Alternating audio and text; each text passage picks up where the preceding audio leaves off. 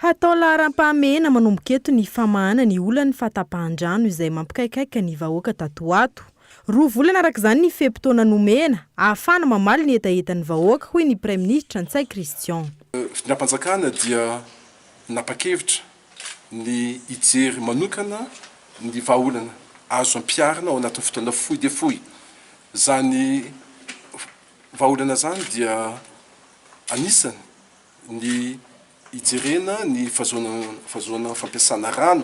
Vahaolana anankiray koa dia ny fanaovantsika forage amin'ny toerana izay atsapahantsika fa hisy rano azontsika ampiasaina amin'ny lafin'izany amin'ny faritra Itosy sy Ambohidrapeto reny zany. Ka atsika amin'izao fotoana zao tsy maintsy miditra amin'izany vahaolana zany atsika. Ny fitondram-panjakana dia anapa-kevitra amintsika miteny zao ny anomboantsika ny investissement amin'ny famatsiana rano ny tanànan'ny Antananarivo. Ho raisin'ny fanjakana an-tanana ny fampiasam-bola ao anatin'ity sehatry ny famatsin-drano ity, izay tsy nisy tao anatin'ny 12 taona lasa raha ny fanazavana hatrany. Antony nahatonga ny tsy fampihan-drano mipaka amin'ny isan-tokantrano. Matsapa ny rehetrarehetra fa tsy ampy ny rano eto Antananarivo manokana.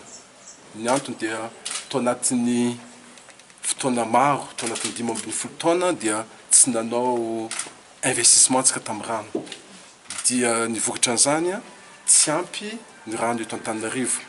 Ny débit izay vokarintsika isan'andro manodidina eo amin'ny 200 000 mètres cubes eo.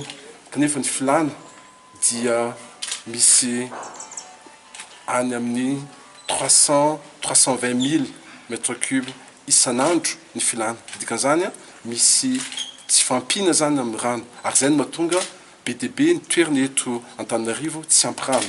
Namafisina trano fa hodinina ao anatin'ny lalàna mifehy ny teti-bola-panjakana sy mpanitsiana amin'ity taona ity ny teti-bola hoentina mamaha ny olana ny fahatapahan-drano eto Antananarivo.